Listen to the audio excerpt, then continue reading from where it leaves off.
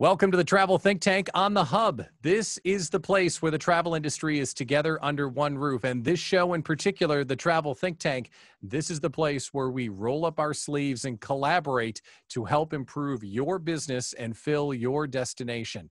I'm your host and co-founder of the Hub, Pat Miller. And in a moment, you're going to hear from my co-founder and travel expert, Tom Brousseau. On today's call, like I mentioned, we're getting our hands dirty. We're going to find out what's working right now and talk through the current travel situation to help you get more bookings. We're going to be led by a brilliant agent, one of our Hub stars. We'll say hello to her in just a minute. But before we go any further, let's welcome in my co-founder, Tom. Tom, how are you and how's the Hub today?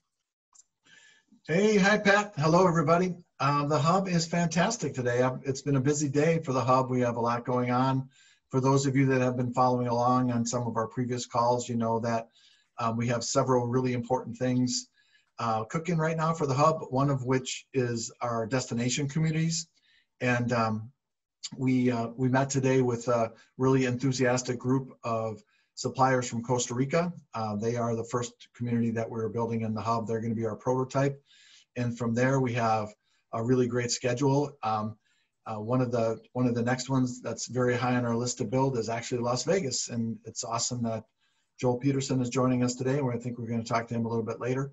But yeah, we're like we talk about each and every call. You know, we're building this block by block, and we're building it together. And you know, the membership continues to grow on a day-by-day basis, and the experience for our members continues to grow. The value continues to grow, and as people begin to see all of these different benefits roll out, I think more and more people understand the value of the Hub and why they want to be a part of it. So excited about today. You know, we really are shifting gears and taking it to a different phase because, you know, in the past month or so, we've been talking a lot about the Hub, kind of talking to people about what the Hub is, what the Hub isn't. But today we want to really shift gears and we want to get into a revenue discussion. We want to start to talk about how we can all work better together and share information and talk about getting our business rebuilt, how we recover and start making money again. That's the key, and that's what the Hub is all about. And what's neat about our call today is we have some agents on the call and some suppliers on the call, and we're all going to collaborate together, and we're going to be led by one of our Hub stars, the president of Time for Travel. Sarah Kline is on the call. Sarah, good afternoon. How are you today? Good afternoon. I'm wonderful today. How are you? I'm good. Are you ready to help some folks book some more travel engagements here or what? I will try. I will try my best. We all need motivation. Try. Do or do not. There is no try, Yoda once said. Yeah. All right. Well, listen, we're already dropping Yoda quotes, so we might as well get down to work. Today is a workshop on the Think Tank, and sometimes we'll do interviews and then have a roundtable discussion, but today we really want to get to work. So let's start here. And I encourage folks in the conversation to unmute your microphone and drop down into the chat if you have something that you'd like to add to the discussion, because the more voices that we hear from today, the better. But let's kick off here, Sarah. What's the demand like? Where are we right now? Is it good? Is it bad? Like, what's going on? We're still all over the place. We're still riding the Corona coaster. It's the only best way I can think to describe it. The highs, the lows, all over the place. Haven't cried in a few days, so things are looking better. But I feel a different vibe. Just in the last 2 weeks, just the responses from clients, the demand, just booking destination weddings. I feel it's lifting. It's getting better. So it's definitely a good vibe in the air. And let's go around to the folks that are in the room. So if you would like to share where demand is on your end as well, please unmute your mic because we would love to jump in. Tom, what are you seeing right now on current demand? Are you feeling a little bit of this updraft that Sarah's mentioning? Yeah, definitely some optimism. I actually have clients that are in Jamaica at this very moment. So that alone, breaking that ice and, getting people out traveling, I think is a huge key because everything starts with momentum, and momentum can start, with just a trickle of travel. I think we talked about this in past sessions, and there's many people on this call who can share their experiences. But one of the key things that I think has been a driver is agents that are getting out and going to the destinations. And I want to talk about that a little bit later as well, but I think that's a key to it. The other big thing that I see, in fact, right before this call today, I did a destination wedding consultation for 2022. So one of the best things I think that can happen is that we start to see the destination wedding demand coming back, because although it's future bookings, it's generally a little bit farther out, it still fills the pipeline and it still gets people thinking in a travel mode. So I think that part of it is really important. But I would like to hear from the other agents and suppliers, what's happening kind of on a short-term, medium-term basis, because we all have bills to pay, and in the next 6 months we have to figure out some ways to do that. And I'd like to hear kind of what everybody else is encountering and what their thoughts are on that front. So if you'd like to jump into the chat, let us know. You can unmute your mic. We'd love to have you contribute to the conversation today. So let's go to Nolan. Nolan, what are you seeing right now and what are you feeling? Can you contribute? A lot of wedding requests for new weddings, that's for sure. It's like the stuff that will happen next year, like people have to plan ahead for. That's the kind of requests we're getting.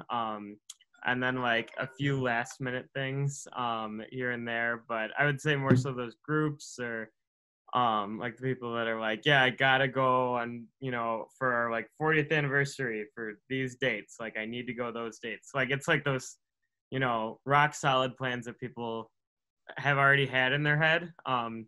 That those are what's coming in right now. So yeah, like these are the. This week I made 2. Monica's here too. Oh, hi, Monica. Hi, I made 2 appointments. I didn't get dressed up for the occasion, so. Oh, you look fabulous. Anyways, so I did today just make 2 appointments for destination weddings for Lamakia Travel, and I know that I think Nolan's talking about our 11 Away brand, who has been those requests have been coming in, so that has been wonderful. And surely, like you said, Tom, we do have bills to pay, so that does fill the pipeline. So Linda is in. People are still getting married. Yeah, people are still getting married. That's true. And anniversaries are still happening. Don't forget, gentlemen, or it's you might not get another one. Linda is in the chat, and she's adding in that she's got a group of 40 wanting to go to Jamaica on January 1st, but they're still afraid of what if. And another Jamaica question, Rose Gray wants to know, Tom, how did you work with your clients in the COVID-19 test situation for the Jamaica travel? Okay. Well, it was interesting because they sort of went right over the bridge of when Jamaica changed their policies. So they were sort of on both sides of that equation. If you guys didn't know, Jamaica had a set travel requirements policy all the way up until last Friday, and then it changed for guests arriving today and after, I believe. So there was a little bit of juggling, but really it was not that difficult. The travel authorization process. Through the Visit Jamaica website, I thought was, once you really took the time to study it and go through all the diagrams and things like that, it really worked out very well. And for the clients, it worked out very well. As they didn't seem very stressed at all. They got the COVID test, they submitted for the travel authorization, it came through, they traveled, they went to the resort, and they're having a great time. So I think we probably need a little practice at that process. Yeah. So that we can present it with confidence. But I have a honeymoon travelers that are leaving on August 30th that are currently going through the exact same process, going to Secrets. So I think it worked well. Sarah, are you digging into your records to look at people that maybe did an anniversary trip 5 years ago and giving them a call? Or how are you being proactive? Because these special event trips are going to happen, but is there any way to generate business when it comes to stuff like that? There probably is. And honestly, I'm still in kind of recovery mode. That's a great idea. Definitely plan on doing that, because the people I am seeing book are all repeat clients. Those are ones that are trusted. They come every year, a couple times a year for girlfriend getaways and, memento trips that are like birthdays, stuff like that. So they're coming back to me because I think they trust our advice. So I will tap into that. But I still feel like I'm now, since I just returned from Mexico, reaching out to those people who are going in the next few months that I think are on the fence. And 2 minutes before I jumped onto this call, I got a message from someone. She said, I want to cancel. And she just made her final payment Friday. It's for October travel. And I thought, that's odd. So instead of just sending her back, the regular email of what to do, I jumped on the phone and I said, why? And she said, I just saw the travel advisory alert for Mexico, and I'm nervous. I just wanted to, don't lose my money. I said, well, you have insurance, so you can cancel up to the day before. The advisory actually just got a little bit better. And I was just there. And I walked her through the protocol at the airport and at the resort and told her everything they're doing. She's like, by the end of the call, she's like, oh, I'm going. If I don't die here, I'm going. So it was going to be a cancellation. And normally I would just go, whatever, move on. But I think in this climate, they just need to hear our voice and be told how to walk through the process. And like what Tom was saying with the forms and all that, that's something I plan to go to Jamaica in the next few weeks, because now I want to experience Jamaica's protocol and the process, because you can't sell it if you haven't experienced it. Well, and that is, I think, one of the things that can come to light out of the hub in general, because, hey, I have a friend that was just in Jamaica. Hey, I have a friend that was just in Cabo. Maybe you didn't know Nolan before you both joined the hub. Maybe you did. But as we start to grow the community and share these travel stories, you could call and say, hey, Nolan, I know you were just in the place. What happened while you were there? And then you can call them back with a first-person story. That's one of the opportunities that we can talk about. Not to mention the suppliers from those locations will be in the hub soon, which is really exciting. You mentioned Mexico and the travel advisory. When you're getting these inquiries for special destinations, what are they asking about? Are there destinations that are popular that maybe they feel are safer than others? I think Mexico right now is really the end all be all. And then Jamaica now with the COVID test, that's kind of getting pushed down to second place. So I think, I've supported Mexico for years and years, and, you'd get that phone call, I don't want Mexico, anywhere else. And now we're seeing the total opposite. So I think it's kind of ironic and great for the destination. But I think people are just really coming to you with, like, they're just lost, I want to go somewhere. I want to do something. There's so much information out there. And if there's ever a time for our industry to shine, it's right now. I mean, you can Google anything and get a zillion answers. This is when you need a professional. Thank you. Finally, finally. I agree. And then, when we were coming out of this, over the last few months, there was a big suggestion that, domestic travel would be really the first point of return.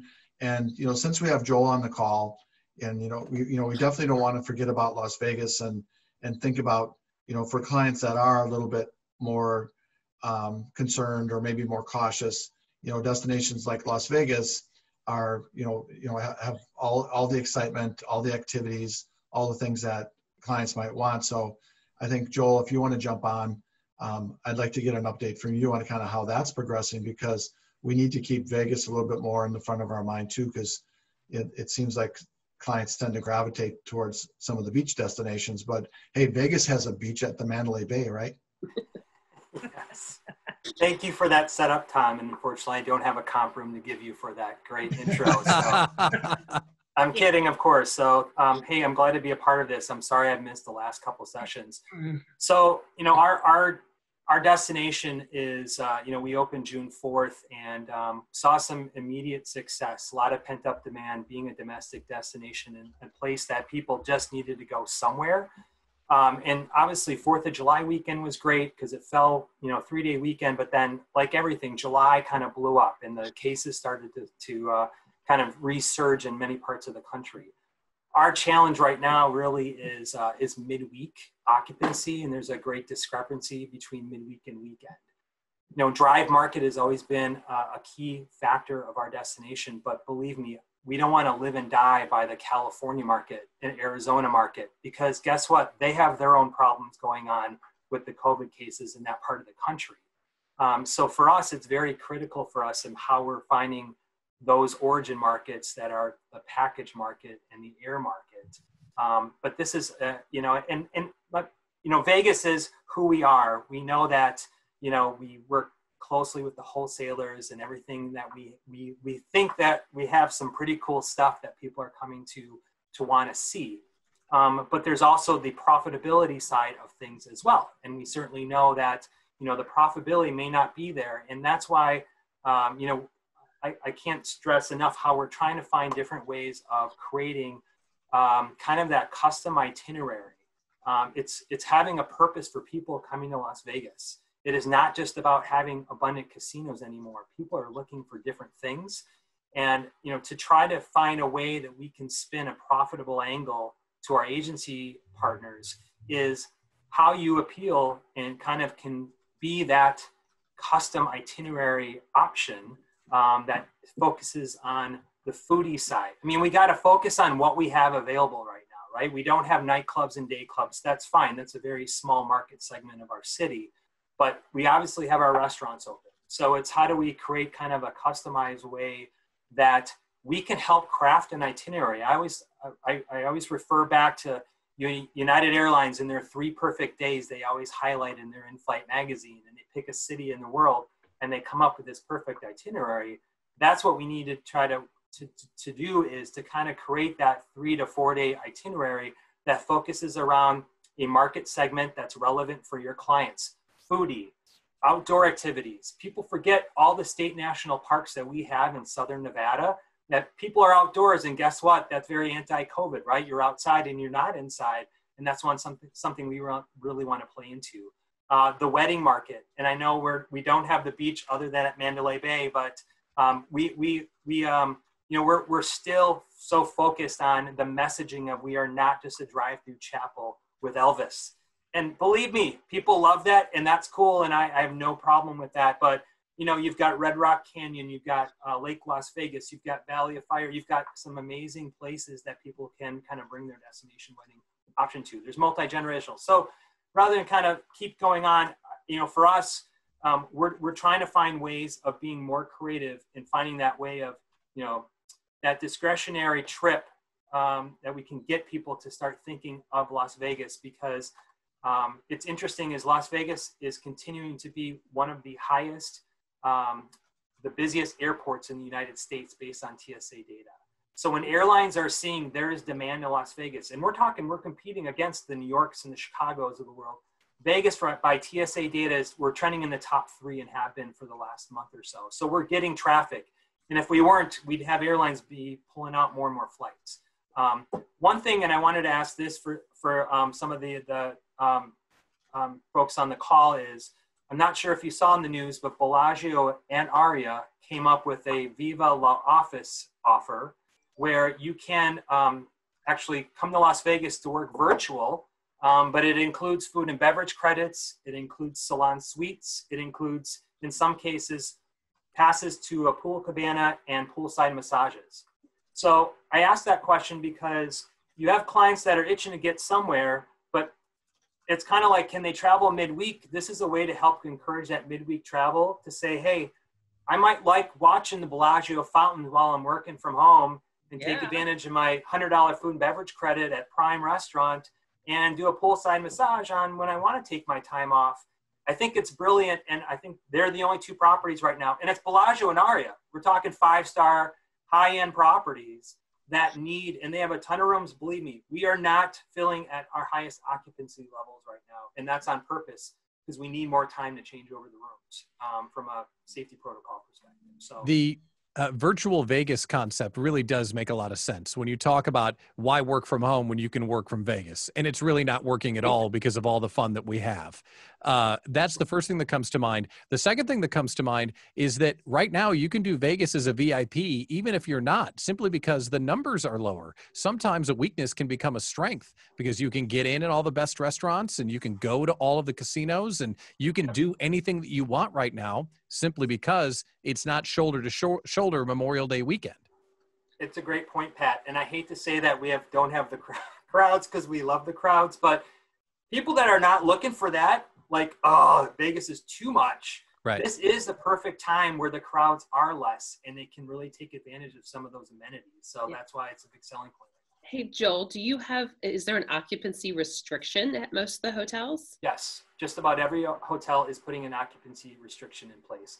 I know Caesars Entertainment just announced an 85% on their weekends, but they're also publicly traded and have to do some of those announcements, obviously, as well.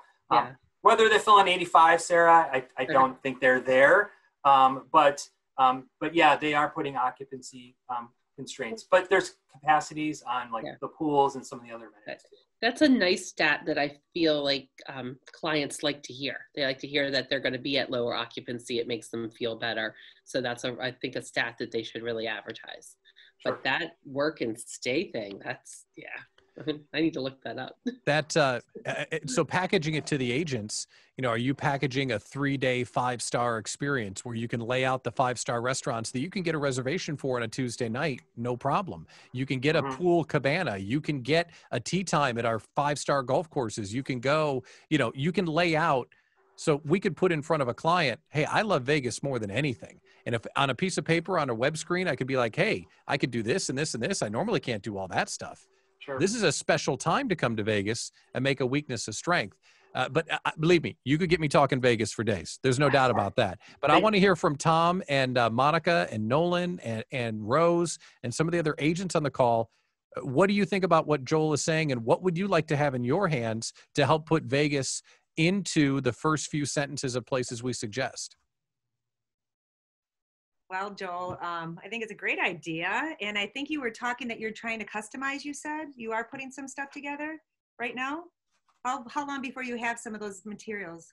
So what we're looking at doing is we have some of those media assets now that are on our resource website. Okay. But it's trying to tie that in together to almost kind of craft an itinerary that you could promote out to on your social media sites that might attract to a foodie customer. Yeah. So it's, it's incorporating a, lip smacking foodie tour, and it's a, a unique dining experience at top of the world at the Strat, or it's on top of the Eiffel Tower, or it's something that can kind of bring multiple niche market reasons for people to say that really appeals to me. And that could be something you could post on like your social media, as I mentioned, or even those, work from home. That might be a simple post out there, and you may just have clients that are just saying, holy cow, I didn't know that, give you a call, because obviously the hotels are paying commission, for that. Right. So we have one of our agents that was recently in Vegas. She had a small group that went, so kind of heard firsthand, like you were saying before, Sarah, what her experience was. And I guess I just have to ask you, do all the hotels, if you're laying out, are they required to wear face masks if you're at the pool? I know I'm kind of getting off the beat, Matt. I just had that question. So face masks are required for everybody in all public spaces in Nevada. If you're at the pool, if you are 6 feet distanced from another group of people, not your immediate party, you do not have to wear a mask. But if you're walking through the pool deck, to go somewhere, sure, yes, you do have to wear face masks. I'm laying down in a chair. Yes. Yes, as long as there's a 6 foot distance, yes, you're fine. But you like the cabanas and the day beds and everything. So that's where the cabana comes in. You have to. Yeah. They did get the cabana. And usually, like when we sell Vegas, I mean, at least for like the Midwest client, it's kind of like air, hotel, and then they're kind of like, yeah, we'll figure the rest out. Like, we're okay, thank you. Yeah. And that's, you're right. Like, we kind of got to get out of that to make it more profitable. Yes, absolutely. I can tell you that the Venetian, for example, does pay commission on pool cabana rentals and some other things that they're working on. Interesting. And there's other hotels in Vegas right now that are looking at some other commissionable items on some of those amenities that they offer. Now, the Mirage is going to open on the 28th. Is that correct? Yeah, I think 27th. Yeah, next week. 7th they're going to be opening? Okay. Yep. Who's in line after them? Do you know? Or pardon me? Who's in line after them? I think Tropicana was supposed to open September 1st. But MGM Resorts, the only property left open would be Park MGM in their group.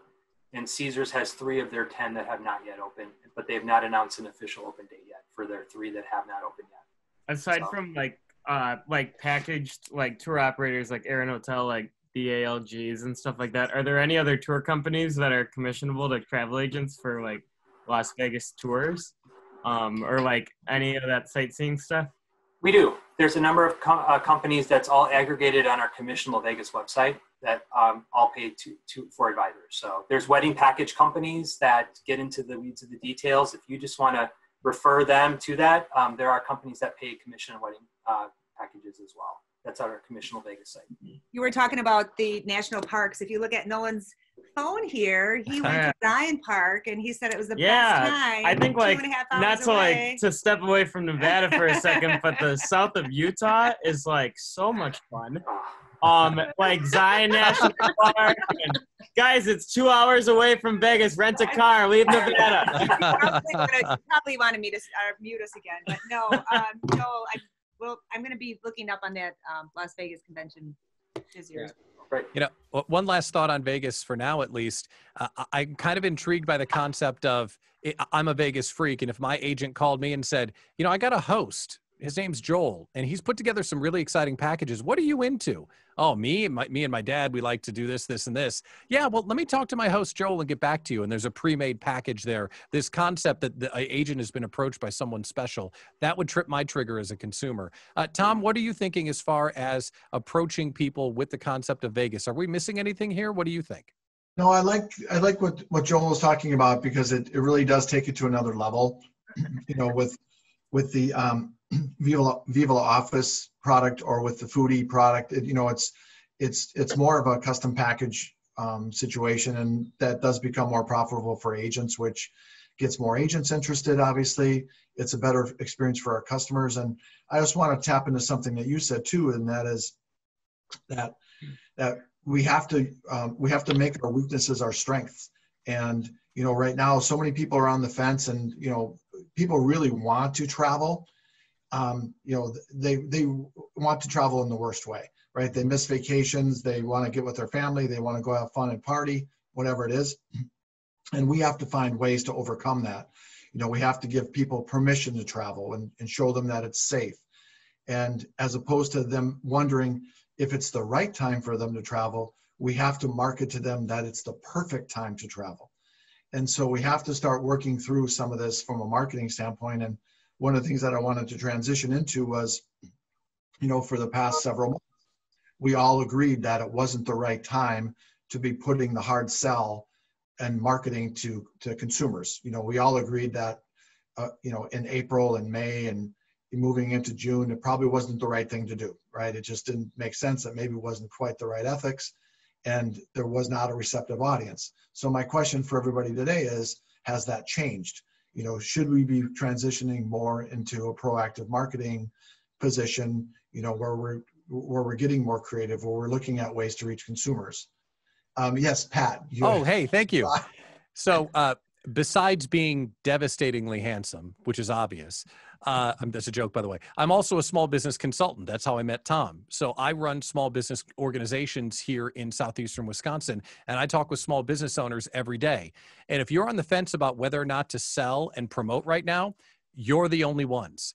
I have 5 different businesses that are in my mastermind group that I met this morning. None of them are travel agents. All 5 of them had record months in the month of July. So if you have any reservations left on whether or not you should be calling people and encouraging them to buy travel, stop it, because everyone else is out there selling what they've got. So we'll get to know each other better, and I'm here with all the best intentions. But as your partner to try and help you sell more travel, do not worry about, I don't know if I should promote. Yes, you should. You need to get out there and promote and push your services to people and use what they're attracted by. Like, why do they want to make the decision to travel? And I think that's where I want to go next. So Sarah, what is driving the decisions? We talked about the special destinations, and obviously travel safety is part of it. But is there anything else that's getting their attention? Maybe deals or the ease of travel, like we're starting to talk about? You know, I haven't had people really digging into the deals so much, which surprised me.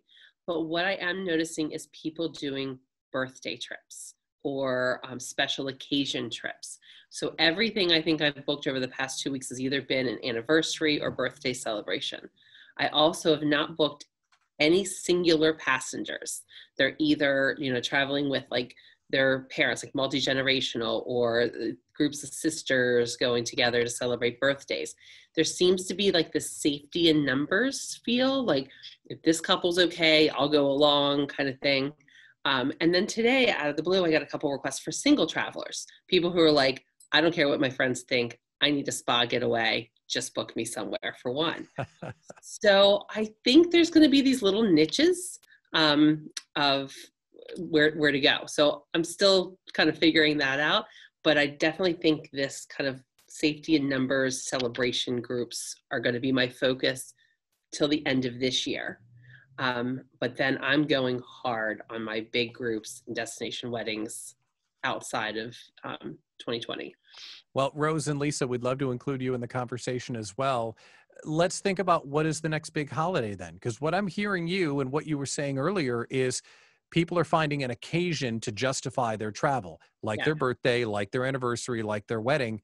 You know, can we go after the concept of a Christmas break getaway or a Thanksgiving weekend or a New Year's weekend, new year, new travel, put 2020 behind you kind of campaign, but put something in front of our folks to give them, because if we dig into the motivation you're talking about, we're really talking about people giving themselves the permission.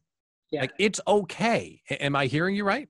Yeah, I had 2 guys contact me this week who had missed their wives' birthday trips and were wanting to do something for Valentine's Day. And we were all actually kind of shocked that the prices were higher than I thought. But I said, you better book it right now because it's not going to get any better if it's already, you know, creeping up. So I thought that was funny. These are guys that traditionally will take their wives away for their birthdays. They missed it. So like, I better get that next holiday in. Another piece I'm going to go really big on too, as far as celebrations, is maybe those people who are supposed to have a homebound wedding and had to cancel it once, twice, 3 times. Let's say forget it and just run away and do Vegas or do an island. So we're going to go pretty hard on promoting forget the home wedding and let's just do a do-over with your closest family and friends. That sounds great. Nolan and Monica, is this permission to travel event destination kind of concept ringing true with you? And are there any reasons that you've heard for people treating themselves to a trip that we might not have mentioned?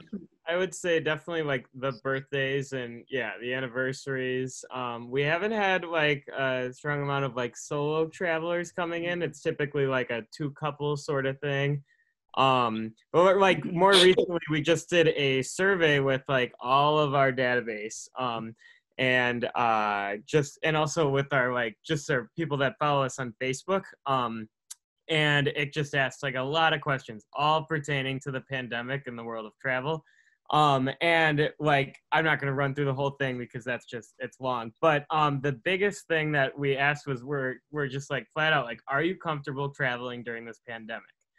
We all want to know it. We specifically want to know it because that'll tell us like if it's an overwhelming yes, then we got to like really start spending money on marketing, or if not, then maybe we got to like ease back and then just go for the reliable leads. But when asking that, basically 60% said that they were not comfortable traveling during this pandemic, and 30% said that they were comfortable traveling. So like us looking at that, we're like, all right, out of all the people that book travel with us, a third are like ready to go. They're fine. It doesn't really matter. But that still leaves 2/3 that are not really comfortable. And then for those that said they were comfortable traveling, we asked like, well, what destinations would you be like most comfortable traveling to if yes? And 89% of them said that they are willing to travel within United States and Canada. So there you go, Joel. And then it's 64% said that they would be willing to travel within Mexico and the Caribbean. And then after that, it's like really low. Like, no, I'm not going to go like overseas or anything like that.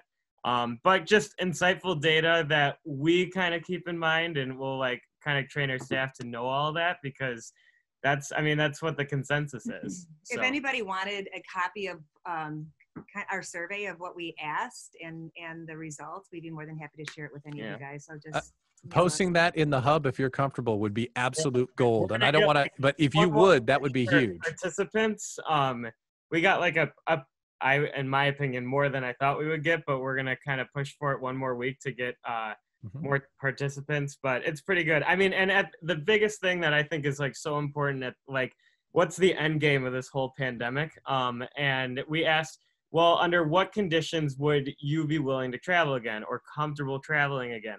And the number one was just like a vaccine for COVID. Like, they're like, a vaccine is like, that's the end all. That makes it all okay. Like, and that's just comforting hearing, because like the last thing we want is to come out of this and like everybody's healthy enough to travel, but people are still afraid. But it sounds like the overwhelming majority are saying, once there's a vaccine, no worries. One thing that really frustrates me that we were talking about is we have clients who have traveled. I have close personal friends who have traveled. They don't want to say that. They don't want to announce that they traveled. It's very frustrating. Travel shaming. We talk about it. It's travel shaming. So, even my neighbor, I babysat for their kids, so they could go to Unico for 4 nights. And she's like, took all these pictures. I'm waiting for them. We did a photo challenge, while she was there. Not a post, not nothing. Yeah. And so she's waiting till the 2 weeks gets over before, so nobody, it's the go, everybody. But people don't want to say they're going. And last week I had some friends that were gone too, and and we rely heavily on they're shamed. We rely heavily on user-generated content because that's just really authentic. We don't want it to be really polished and all that. But like when they're not willing to send us it, we're like, oh, come on. Like, it's like, they how either do we don't do want it? their family to know, or they don't want their employer to know. They don't want, But when we talk about weakness being a strength, Joel comes to mind here because 15 years ago, 20, 25, 30 years ago, when I started going to Vegas was about being naughty and doing stuff you wouldn't do at home. What you're talking about here is travel shaming and like a secret weekend to Vegas or a social media free weekend in Vegas. Yeah. That's a contemporary take on Vegas being naughty. Like, hey, get away and don't tell anyone. Get off the grid for 3 days. Come celebrate and enjoy yourself because it's okay to do so. And then Vegas will take it from there. So I don't know. That's a new way to look at it, I guess, but it's in a different way. We still have our component of naughtiness, though, Pat. Oh, extra naughty. Load it up. Come up with, I hope it includes a video, because when you guys launched that video that you guys were opening up, I got so excited at that. Yeah. So we really with whatever you're doing, so we could plaster it around, because that is very exciting. it was interesting because with this whole pandemic, it's really broken some silos down between the folks that do all of our consumer advertising and our team that focuses on the trade market. And when that ad came out, we're like, hey, can we change the tagline so it's not our consumer site and add a contact your travel advisor? And we blasted that out, and we had a lot of great responses for people posting it on their Facebook site. So yeah, I'm glad you guys were able to use that. It was really a cool commercial that we were excited about putting together. Yeah, so it was. We can't be siloed on what consumer and TA is doing. We got to make sure we're collaborating a lot better. So. Nolan and Monica, I want to follow up one more thing on that 30% that said that they are willing to travel. Mm-hmm. What are they waiting for, or are they active right now with you? I would say they're active, or here's I think the problem. So they're willing to travel, like that's like it's not a worry of theirs at all. But the problem that's coming in the way, like we've had I would say a strong amount of cancellations just for recently in the fall. People that booked stuff like a month ago. And the problem is they're now making sure everything's all good with work. Mm-hmm. And then they find out that they have to quarantine for 14 days unpaid.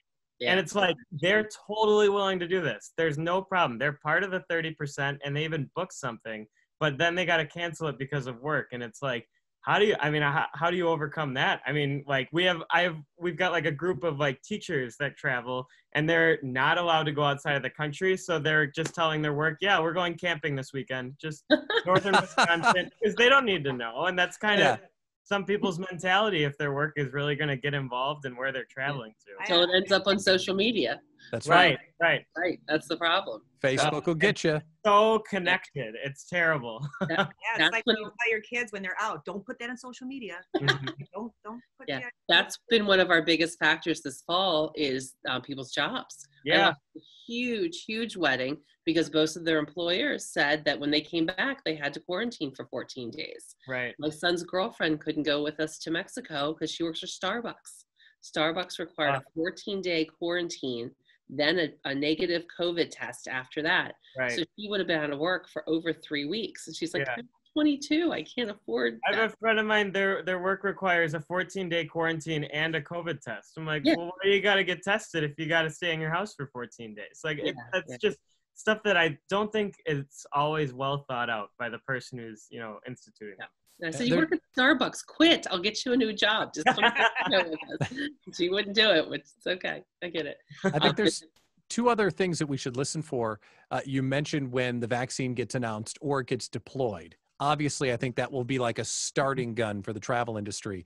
The other thing is we need to keep our ears open for the words herd immunity. Herd immunity is starting to make its way through the media, and it's becoming something that if the concept of herd immunity is adopted by the public, then that could be something that helps us open the floodgates a little bit. I do want to bring in Linda, but her microphone isn't working. She's adding in the chat some concepts that some folks are holding on to their money tighter than usual right now. Certainly, we don't know what's going to happen in the next few months. School sports and school schedules are also causing a problem. Definitely something to keep in mind. Sarah, let's go back to what Nolan and Monica were talking about. What can you do right now to market to the people that you have? Is there anything that you're planning or things that you're thinking about to try and get, maybe there's the 30% of your agency that's willing to travel? How can we knock on their door and get them daydreaming and shopping right now?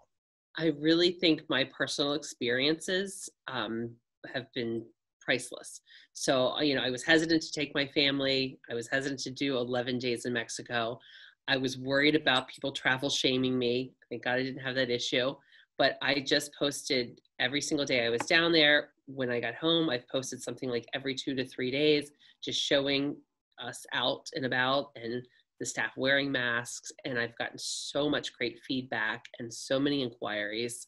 I've boosted some of those posts on Facebook and Instagram just to kind of get them out to a broader audience. To me, I think that's the best thing I can do right now. My agency is not very ad focused. I'm more about the experience. So I just want people to see my experience, see the resorts that I'm at, and then reach out to me to have a similar experience. And it's working. It's definitely working. Yeah. And what about supercharging this a little bit with some supplier budgets? And are those in the future? And what's going on with that? Tom, do you have any vision into that?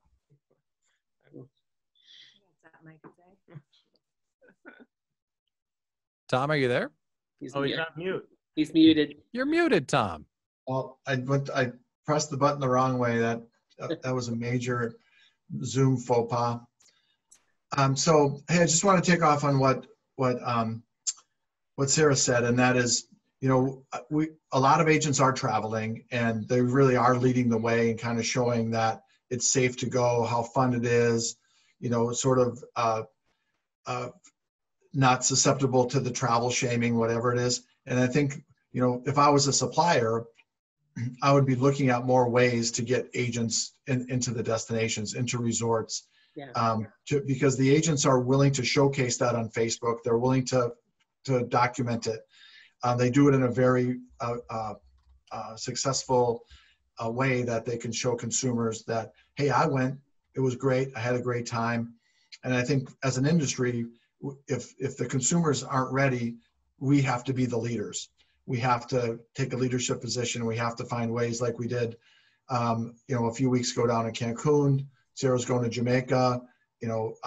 Monica's been traveling, and then we have to document that, and we have to do it in a consistent way. If everybody's working better together, we might have some better success, or even a campaign that says, hey, agents lead the way back to travel. Or as me and Tom Carnes say, we got a little bit of our mojo back. And same for Sarah. Yeah. I think that's maybe where we got that from her Facebook post. She was in the Baltimore airport getting on the plane saying that she's going to Mexico to get her travel mojo back. True. So I think that's a key. And I think we could do a better job as an industry and have a more concerted effort, because we're all traveling and we're all the leaders and we're the ones that are going to be doing the sales. So, we should focus on that, and suppliers should be much more dialed into that, and utilizing that as a tool. Because moving into the next part of the conversation, the budget part of the conversation, is that, my understanding from a supplier perspective is that, the traditional way that we all marketed with co-op funds and, media advertising or social advertising or bridal shows and events and things like that, those aren't likely to happen. Every supplier that you talk to doesn't have a budget. And so, there's really no budget for media marketing. So in that scenario, what do you do? As an agent, we have two choices. We either absorb the cost ourselves and pay for media marketing out of our own pockets 100%, which that too is a challenge, because we have the same budgetary issues as our suppliers, or we find some other creative ways to do it. And so that's what we wanted to talk about, with all of you is, how can we get our message out? how can we reach out to consumers? Yeah, email is free, but it's only one mechanism, to get our message out to consumers. And any other ideas that you guys have would be great to hear. Joel, your video, the commercial that you guys produced and the ability to private call to action on that for agents and to be able to use that on social is fantastic. But what are some other things that we could be doing that we can all afford to do to get some marketing messaging out into the hands of our consumers? I would like to see the tourist boards do something, as opposed to just the hoteliers and the tour operators, is how about the tourist boards of these destinations step up and invite agents down to experience even just the destination in general, not so much the hotels. I think that would be priceless free advertising for them. Right. That's so important moving forward too. Like that's like, in my opinion, tourism boards should get more involved with the whole like travel agent community than a supplier will, because it's like, how do you get them there? Yeah, because not every agent likes every hotel and you sell different things, but a lot of us sell the same destinations. So if you just would bring us to the destination, immerse us in the destination, see the protocol, visit some of the hotels, just advertising that we're there alone, it would be priceless. And I'm really shocked that they're not doing that and not reaching out to us. Well, I have go ahead, Tom. I'm sorry, not to do a shameless plug here, but I'll do it anyways. We're amongst friends, but that's exactly the purpose of the postcard on location hub program that we have. We've done 3 of them so far. Postcards on location are a great way to do a video message that shows and showcases the resort, get some feedback, answer some questions, overcomes objections that we're producing here on the hub that can be used to support the overall mission. So things like that, doing more of those and wider scale distribution of those would be a great tool, or something like it. It doesn't obviously, it doesn't have to be a postcard and on the hub, but the whole concept of, hey, you know what, we're filming on location, we're addressing we're anticipating questions that people might have, we're showcasing what's really cool and why they want to go. And by doing that, it helps support the messaging and encourages people to travel. And some of the things that you guys brought up today, the travel shaming stuff or the quarantine concerns, we have to start to address some of that head on and at least start to try to break that down, knowing that there are some technical things we're going to have to overcome, but we have to get that 30% willing to go and get it up to 60, in short order, because winter's coming and that's going to be a key time for us. Yeah. I would like to be able to experience, say questions in Antigua and walking through the airport and having the government show my experience of entering what the questions I'm asked, the whole process, what it looks like. We need video content of that to show to our guests that, it's not a. The next time I travel, I've got a GoPro and I can put it on my chest. Right. So I'm just I'm gonna turn it on like from the moment I get to O'Hare, and then I'm not gonna take it off until like I am at the beach. That'd be a good.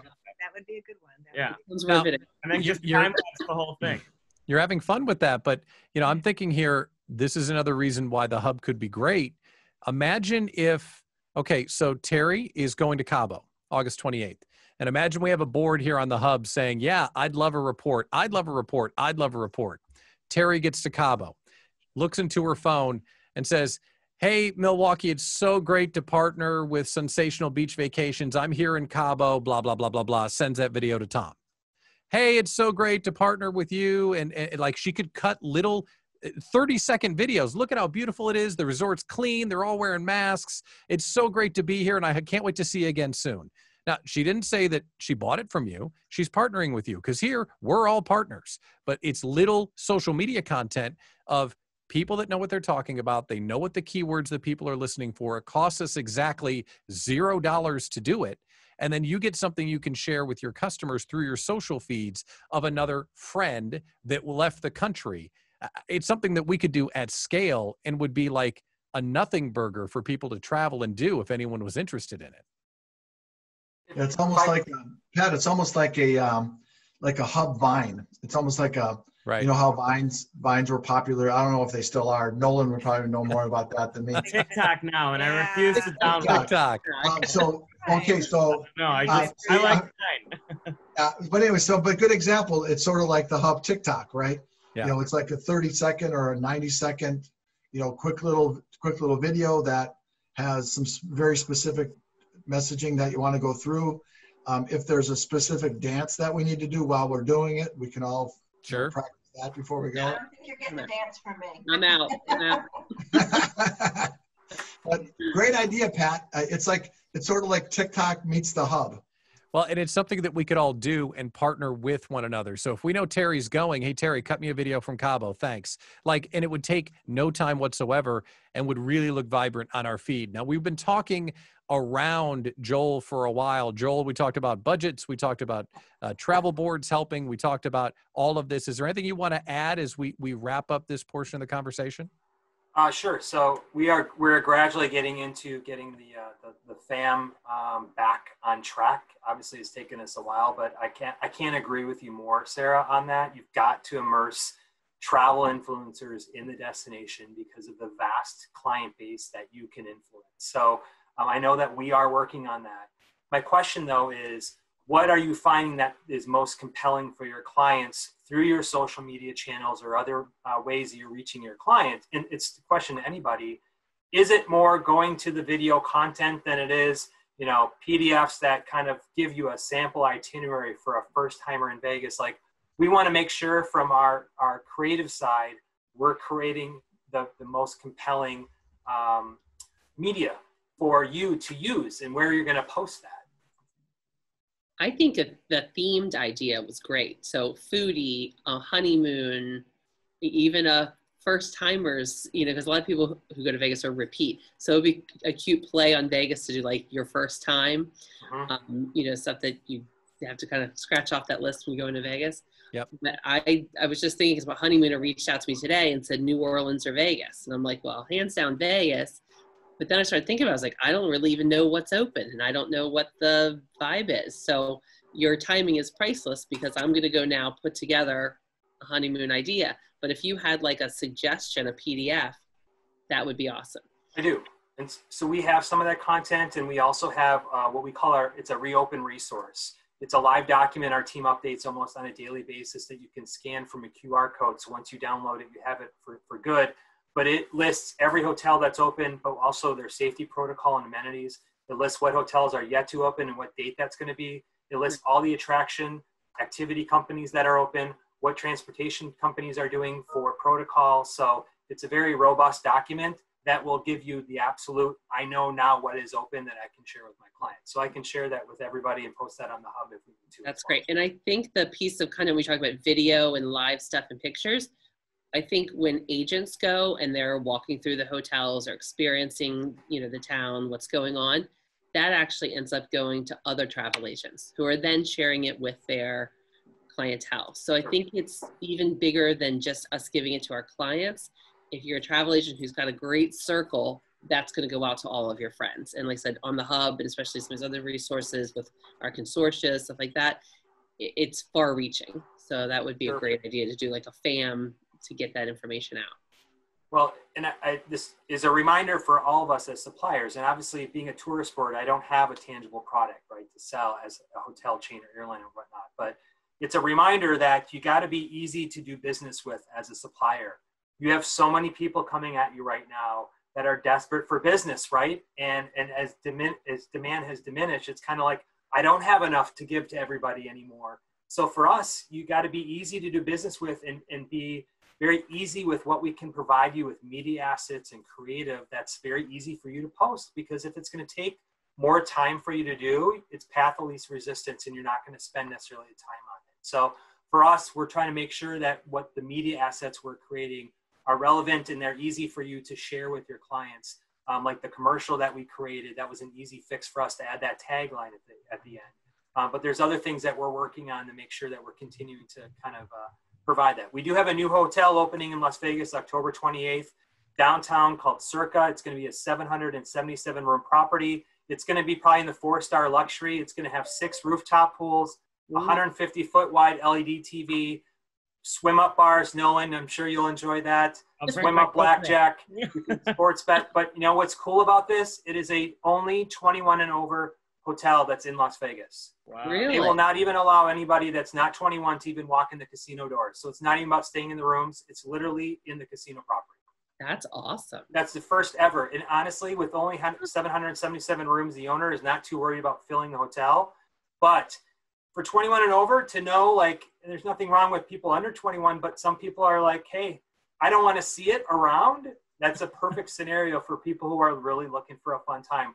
Great restaurants. That all opens at the end of October, and their rooms open December 28th. And what a neat event. What a neat event that it's a new property downtown.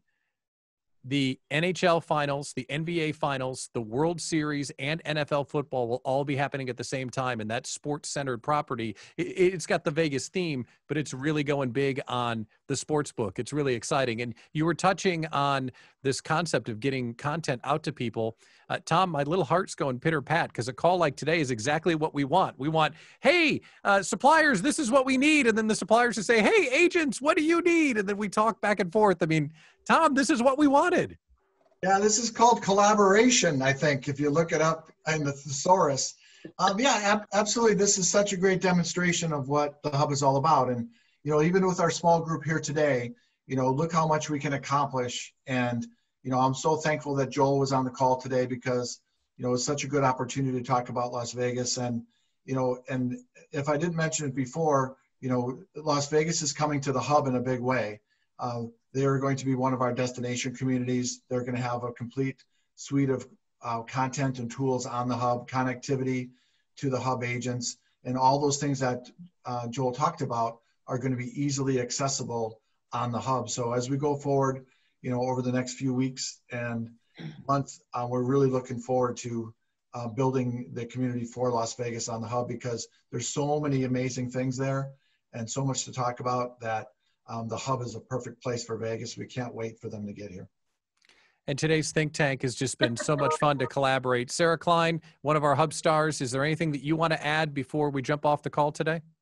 No, just thank you for the opportunity. And Joel, your timing is priceless. So that was just perfect. But no, thank you guys for having me. And as usual, I learned something. Well, that's great. And James and Marilyn and Rose and Lisa and everyone else that participated in the call today, thank you for jumping in and sharing your thoughts. Now, this is why we called it Travel Think Tank. We wanted to slay the boring 45-minute webinars, but we are out of time for today. We're going to come back next week and we're going to crank up with a think tank and we're going to get down to business and try and get you more booking and more guests. And that's what the Hub is all about. So thank you to Sarah Kline. Thank you to Tom Brousseau. Thank you to everybody that joined us today. I'm Pat Miller, the Idea Coach. So happy to be here, and we'll see you next time. Thanks, guys. Good night.